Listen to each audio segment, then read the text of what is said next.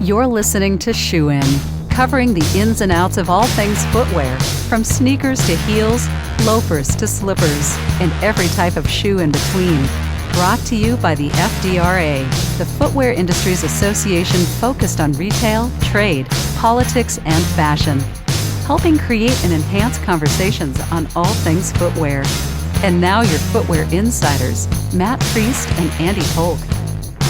Oh, the sun is shining, my friends, and the footwear is flowing once again. We've been stimulated by the U.S. government. We've been shot by the big pharma. We have emerged from our cocoons, hopefully, and feeling better and doing better, and business is booming. Hopefully, we don't know. Matt, it's interesting. We talk to different segments and different people who've weathered this storm. Yeah. Some people are absolutely doing better than they ever did. Sadly, some people didn't make it across the Atlantic with us to the new world. Right. If we were following, what was that?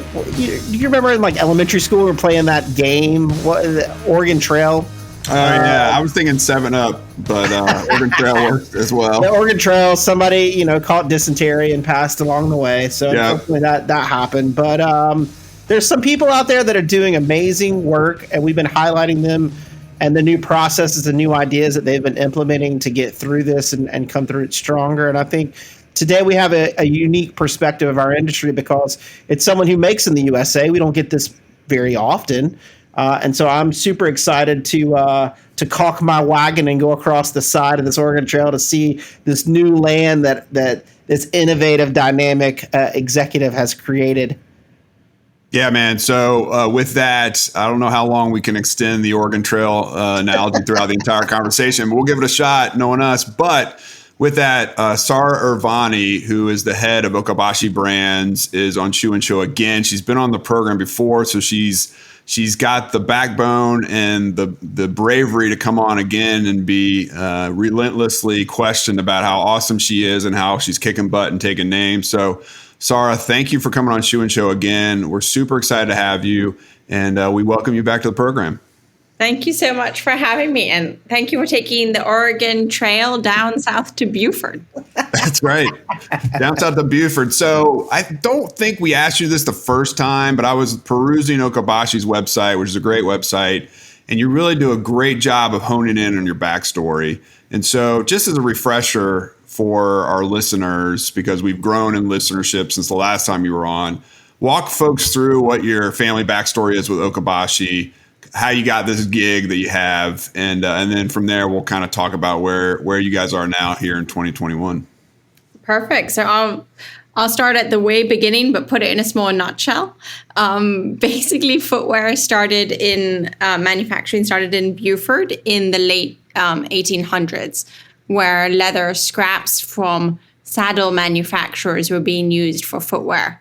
There was a big culture of it, and even the local baseball team was called the Shoemakers. And so we followed the success of the Shoemakers. In a parallel world in the 1970s, my grandfather was actually the largest shoe manufacturer and retailer in the Middle East. And he was never political, but revolutions do what revolutions do. Right. And the operations were nationalized and sort of like, okay, well, we'll start again. And where do we start? In Beaufort, Georgia. out of all the places. So we set up a factory here in 1981, established it, really went live in 1984. And we've been making shoes here ever since. At the time of founding, about 60% of shoes were made in the US, and now it's only 1%. So we've seen a lot of change, and fast forwarding to about now 4 years ago, which is crazy to think, my father, who had been running the business for many years, said that he wants more ice cream in his life. And anyone who's been in manufacturing knows that over 3 decades of manufacturing is quite a bit of manufacturing, all that it entails. So perhaps naively, but definitely unregrettably, said that there's so much potential with sustainably made in USA, and jumped into the deep end and have been having fun in Beaufort ever since. That's awesome. Your website is chock full of, as I mentioned, kind of your history, but it also does a really good job of creating that differentiation factor for Okabashi, because you highlight the fact that, hey, 99% of what's sold in this country is made overseas, but we're different, and we have a history and a legacy that's both within your family, the Irvani family, as well as the land for which you've settled and started, to use the Oregon phrase, the terminology, started making footwear in Beaufort, Georgia. Talk about how you present yourselves kind of to the public, to the consumer base, about what your differentiating factors are as it relates to the types of shoes you make and where you make them. So we focus on wellness sandals and flats and flip-flops. Comfort has always been core to the brand, and our products are injection molded, which gives us the ability to create forms that are sort of have premium level and sort of comfort features, and do it at a mass scale. And so we're able to deliver high quality product that is sustainable at a very accessible price point. And I think that's something that is so core to our philosophy. You see a lot of highly comfortable, highly sustainable products, but some of them are just at a price point that isn't accessible for the average person. In terms of then the sustainability, in the 1990s, when we had that offshoring movement, my father made the commitment to keep manufacturing here in the US. And part of the way that he was able to do it was to start to work with recyclable materials. So all of our scrap, all of our regrind, we can basically put into new shoes, so that an average shoe has about, I would say, above 20% recycled material, and a shoe can contain up to 45% recycled material. And we've then had more fun pushing ourselves forward. How do you take out a petroleum-based plasticizer? How do you put in soy so that we can have a bio-based product as well? And so we sort of try and look at sustainability and at comfort in a very multifaceted way, and just create flip-flops and sandals that people can enjoy every day.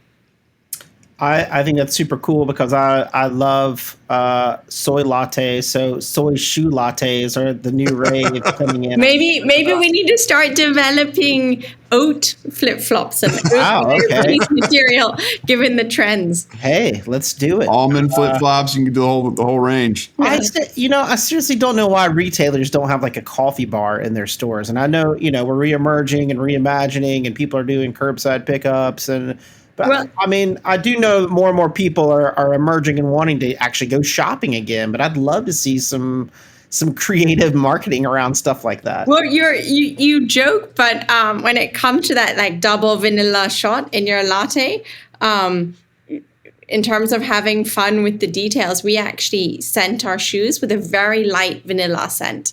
And so if you ever come to our factory, it will smell more like a Starbucks than what you would imagine your typical footwear factory to be. Now that's interesting. I mean, talk about morale. It's kind of like going, it's very different than Abercrombie and Fitch when you walk by and you get a chemical burn from the signature smell.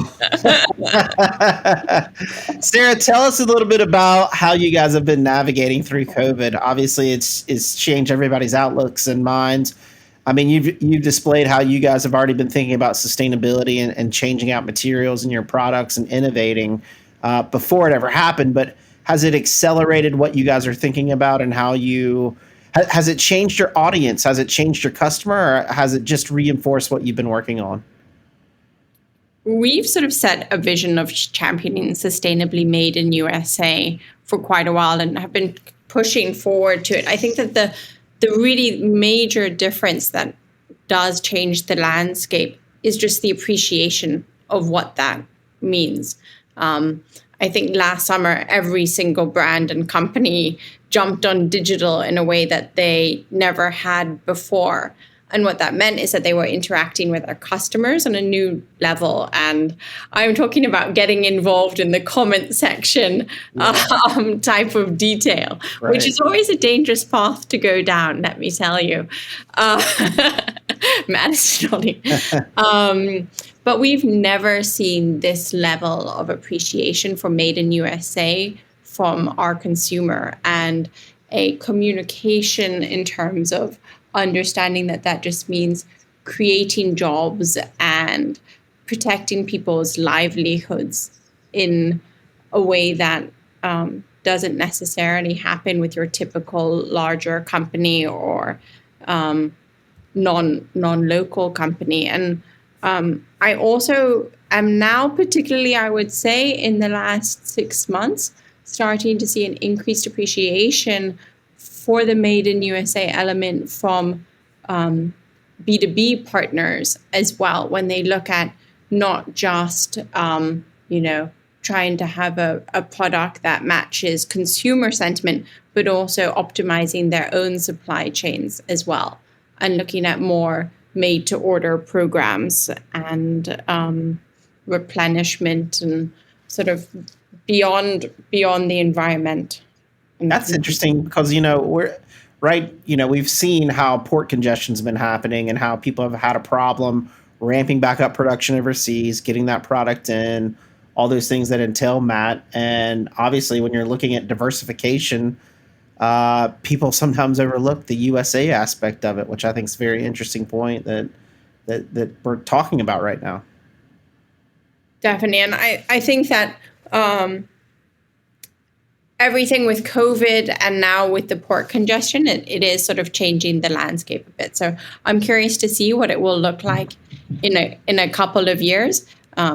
Hopefully, we do not have any more pandemics to deal with. I think also no one wants to try and become a infectious disease specialist overnight. That is very true. Although Matt's brother did, and so that that's. If I ever might mean 12 years of schooling and residency, then yes, there's. I'm also interested in channels. So we see more and more companies than ever before starting to look at direct to consumer because of obviously stores were closed, and then trying to build those capabilities. You guys have had a dynamic website for a long time. Did you see D2C accelerate? How do you? And just broadly, not just from your own business, but more broadly as a consumer yourself, and just looking at our industry, how do you think the channels are going to change going forward? Are we going to see, in 10 years, a majority of shoes bought online versus in store like we've seen in the past? I think so. I mean, the people and in my community across demographics, everyone has gone online. And I think once you create with footwear that trust factor of, oh, I can order something and it will fit, I don't think you're ever going to go back. However, equally, when I talk to those same people about going out in the community and, shopping and going to dinners and just reamping their lives, I think there's this term of revenge spending.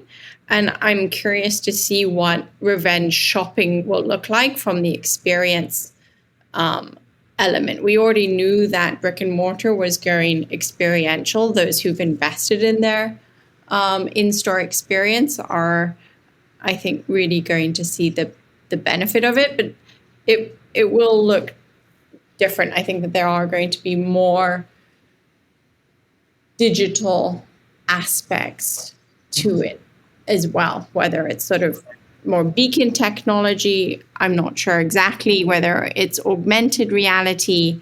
It simply won't look the same, but I think it will be an important part of people's lives going into stores still. Sara, let's talk about assortment. So I'm just perusing your website. You can see kind of what your core competencies are as it relates to the products that you create here in the U.S. And you serve a certain customer you've talked about at Comfort and Health. And I know you can get your products in a number of independent retailers and spas around the country. But we've seen with the casualization of the United States and the Western world in particular, leading up to 2020, and then that was put on steroids with COVID, that we've all moved to comfort. We've all moved to to slippers and flops and slides and all the things that we've been wearing throughout the pandemic. And we've also seen retailers really struggle if they're not providing the right assortment to the casualization. If they're doing more fashion or more evening wear or more out on the town kind of stuff that has been set aside, at least for the time being, they've really struggled with assortment. So for you, as you think about your business, is it a seasonal business historically, or is this something that you're churning out or thinking through what products you need to get out there because consumers demand it year round? How are you thinking about what the products that you create and meeting the changing needs of a consumer that's been in lockdown for over a year? I think that, we do see the casualization of everything. But, historically, when you think, oh, this is going to be, we're going to dress casual at home, you would think gray sweatpants and maybe baggy t-shirt and something that didn't have a fashion element. I think that, and also no specific element of joy. And I think we're going to continue to see that casual trend growing in intensity, but I think that it will transform in a way that you can be casual, but you can still, through bright colors, through tie-dye, through other design elements, still be relaxed but joyful. It's going to be really interesting as you see sort of from a lot of the catwalks more recently. Typically more formal designers are doing a take on casual. So I think that will impact the market in years and months to come for ourselves. It definitely has meant that we are becoming less of a seasonal business. I mean, at home and outside is now morphing. I think trends like, for example, we're starting to see a reemergence of the clog. And so I think that's going to be a really interesting trend as well. That is interesting. I love that term joyful. That really stands out, and particularly in a year, spring setting in, where I think there's multiple lights at the end of the tunnel that we've been in. So latching on that term I think is important. Let's pivot to your employee base in Georgia. Like how is maintaining a 21st century American-made footwear factory personnel? What are the ebbs and flows of that, and what are some of the really cool things you're seeing with the workforce that you've developed and supported over the years, and maybe some of the challenges that you face trying to maintain an employment base that is making product here in the U.S., which is not, you can ask all the big brands who still do here, New Balance, Monroe, others, Danner, that's a challenge for them. So what are kind of the pros and cons of domestically producing footwear right now?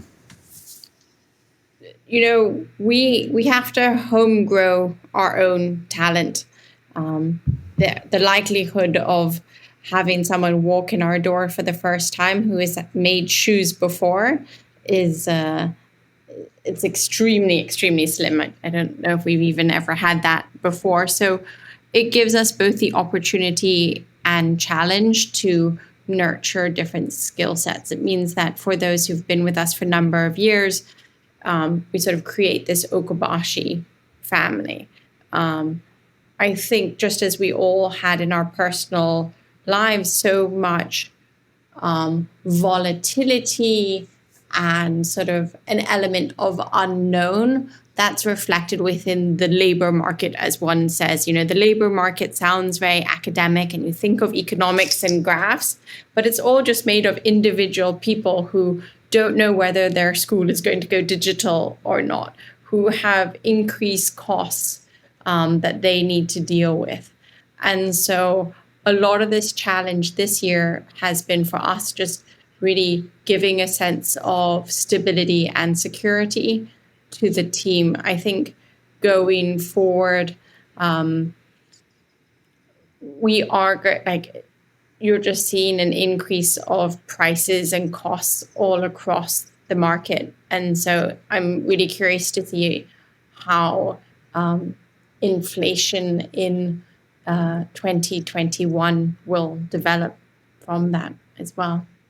Someone speaking my economic love language. I've been talking about inflation since, I don't know, Matt, how long have I been talking about inflation? Like months Since now. the last time we saw inflation, like a decade ago. So. I mean, we've been tracking it in shoe prices. We've seen stability. Some of it's due to, I think, lack of product. So we have scarcity, which automatically economically drives up price. We see raw material cost increasing, supply chain costs. So when you see port congestion, it takes longer to get in. If you want to be a priority, you pay a little bit more. You do air freight. We see stimulus checks going out, so it's free money flowing in. Even as interest rates remain low, so mortgages are all-time record lows. You can still borrow as a company at a record low. I mean, they're giving away. They're calling people every day asking if they need more PPP money from the U.S. government. So we have this clog. We don't know where it's headed, but we do know people are spending. The good news is, I think we'll see a boom even as our costs increase. We'll be seeing more and more people spending out there.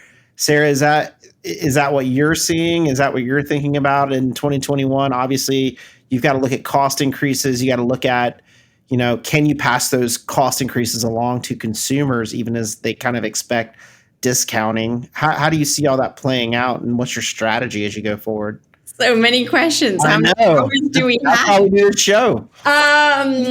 Okay, so I do think that people will continue to spend. I think that people are ready to go out and to experience. So per your earlier question, as soon as people feel safe through vaccination or other means, there is going to be a flood of people just ready to get out of home. And they'll be looking for the places where they can have a really enjoyable, positive, bright, probably literally just like light environments where they can go to and really buy with intentionality as well. So again, your idea of a casual product, it can't just be a dowdy casual product. It needs to be something that brings joy from the design of it, the construction, the color, some sort of element. And then I think that the independent from that, but also table stakes, will be the values of the product. So whether it's in sustainability in terms of an environmental or in a community sense, there needs to be something deeper than just a pure product. There needs to be a product story. I think that's become table stakes. In terms of what I see in terms of costing and, philosophically, I touched on this earlier, we think that it's really important to be able to offer a quality, sustainable product at an accessible level. People aren't necessarily going to be having more money in their pocket to be able to afford higher prices.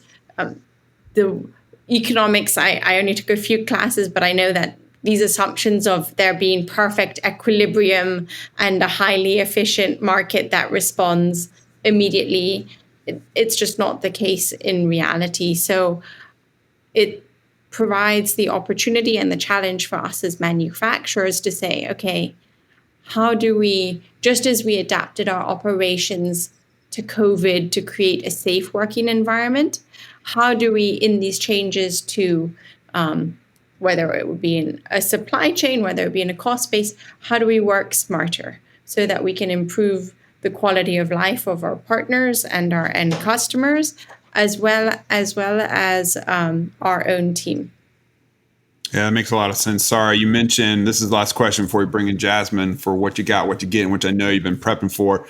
But Sara, when you talk about the brand story, Okabashi is an interesting name. It's not one that sounds American. I don't think it is, but your father apparently had an interest in Japanese reflexology.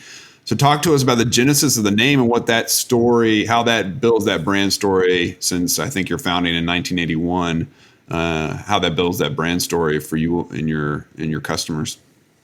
So it is about the reflexology, about the wellness element of the design of the shoes and the fact that we can have these different features and the massage beads part of it. And it's sort of just a hone to a nod to that technology.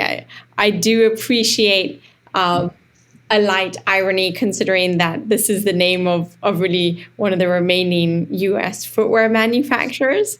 But it's a name that, has generated a lot of super fans, and it's super rememberable, and is far from your sort of generic synthesized brand name. And it's a nod to the history of the company and the evolution of the world. And it's fun.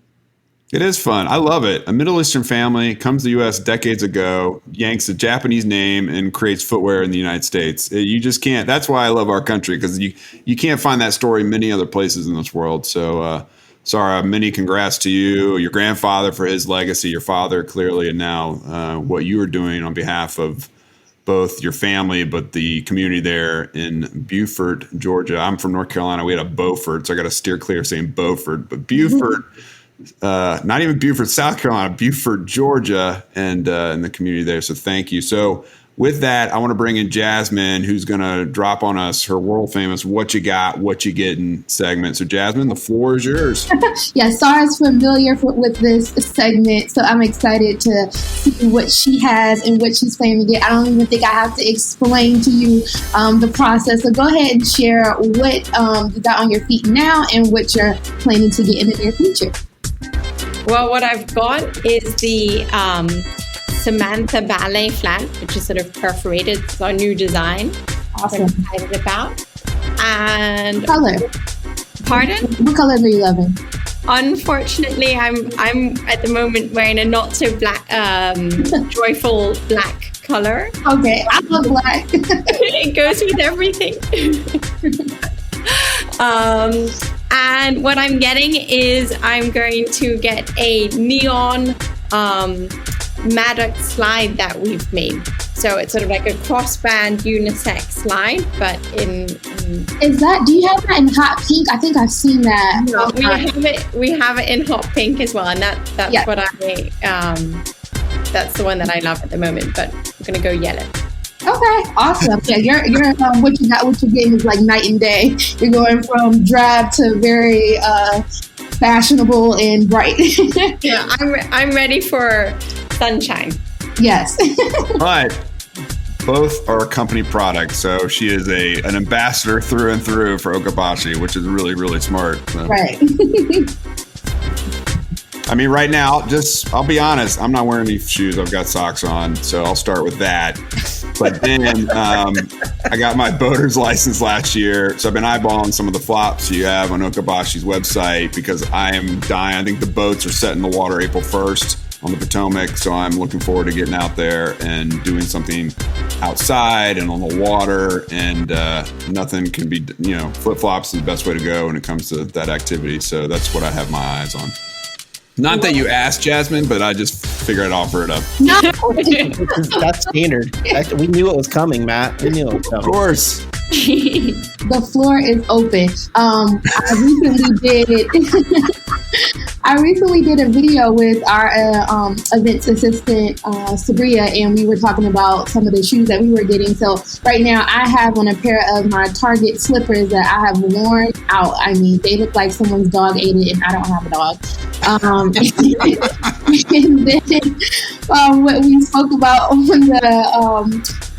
the video is that I'm looking to get some Cortezes because they're like my go-to summer shoe, just very lightweight and clean. So I'm thinking about getting those next. Nice. Very cool. Awesome. Cool. Lots of stuff out there that's coming in. I think what's interesting is we had this pullback during COVID where everybody started going back to core, right? So, as inventory shrank, we weren't sure about sales. We went back to core and we kept trying to push that. And now we're at the point where people are starting to look for really interesting stuff out there. So it's interesting seeing the designs and the development taking place right now that is, I think, much more accelerated than pre-COVID. We saw this emergence of the industry going from 4 seasons to like 6 cycles, and like maybe now we're going to 8 cycles, reduced the number of what's coming in. Hopefully, I mean, I would love to see less shoes come in and more focused on selling with less waste at the end of the day. Meaning, we've got these shoes that don't have to go to off market or don't have to go in the landfill because they didn't sell. So I think we're getting better. One thing that I've got my eye on is always, I know, bio-preferred program. I know Okabashi is like really big into that. And I've seen that on the USDA website, and I've seen you guys working on that. And I always watch for what companies are doing. So, credit to you guys for finding new materials and new ways to do it. I see a lot of other companies following in that same vein, trying to use more bio plant-based product. We see it in Allbirds. I know Saucony is coming out with some new shoes that are plastic free. So I'm really excited to see all these new things happening. Have you guys got anything else in the hopper that you're playing around with? I mean, obviously, I guess one thing, instead of exploring your IP and getting all your secrets, but basically, how long does it, as we end this, maybe explain to people, how long does it take to figure out how to replace plastics or petroleum in a product like yours? I think people would be shocked to realize how many years and how much work it takes. Yeah, it takes a long time. And first you need to concept the material, and then you need to test it, we tend to bring together compounders, material scientists, and everyone meets in our factory. And we've had some fun brainstorming crazy ideas that, definitely take more sort of a year plus to develop. I mean, we've tried some different biodegradable ones recently that basically exploded in the machine and caused a hot mess in a very literal way. But it's really through messy, sometimes experimentation, that you get to innovation and you move things forward. And you've got to get from that, well, will this material explode, into how does it look like on the shelves? Yeah. And does it meet product safety and long-term testing? I think there is more attention on bio-based components, on additives, on different formulations than before. But we really need to get, as a manufacturer, involved from that concepting basis and create that supply chain from scratch. Right now, I would say we can develop a new material in under a year. But then you also need to make sure that it's used for a product category that makes sense as well. And so then you have the supply and demand balance, which is always so important to get right. Lots of stuff going on in your kitchen. But apparently it always smells like vanilla, except when something blows up. So maybe one day we'll be able to come down to your kitchen and see how it's all made. And maybe Matt and I can experiment like with that volcano back in like grade school where it explodes. Right. Oh yeah, try that. So, baking soda, right? That's the key, exactly. Yeah. Baking soda and like what did you just put in like soda in that? What was that? Or it was vinegar. Vinegar. Yeah, that's right. Vinegar. Interesting. Well, this show just exploded, so we want to thank you, Sara, for coming on today and sharing a little bit about your story and the work that you guys are doing. If someone wants to learn more about your product and see what you guys are doing, what's the website they can go to? www.okabashi.com. There you go. Or Google it, Okabashi. Okabashi. There you go. That's how you read it 3 times over. Burma-shave for the Japanese name. Folks, this is Shoe and Show, the Footwear Industries podcast. We cover all things footwear business. We appreciate all our loyal listeners coming back week after week. If you have a colleague that doesn't know about us, please tell them. Go to their desk right now if you're in person, or just Zoom call them up out of the blue and shake them and get them to subscribe and give us 5 stars or whatever the maximum numbers are. That's the minimum we accept. That's all we take. We delete all the rest. That's how we manage our comment section. But we thank you for always listening. If you have ideas on topics or guests that we should have on our show, please drop us a line. We're happy to talk to you and figure that out, because this is the industry's podcast to help share best practices, ideas. And the best thing in the world is everybody does things a little bit differently, which makes it a lot of fun. And hopefully you can pick up some new tips and ideas along the way that makes your business a little bit better. And so at FDRA, we're trying to be the tide that lifts all boats up. I think we're succeeding. Hopefully we are. Hopefully your ship's not sinking. If it is, give us a call. We're happy to help. At FDRA.org, you can find all the information there. Tons of events, tons of resources that we can provide you with to support you along the way, to plug those holes. But folks, truly thank you for allowing us to come in to your basements, your homes, your work office at home, or whether you're at work. Please keep listening. We thank you. And until next time, Shoe In is out. Shoe In has been brought to you by the FDRA, the Footwear Industries Association focused on retail, trade, politics, and fashion, helping create and enhance conversations on all things footwear. For information about FDRA, visit fdra.org.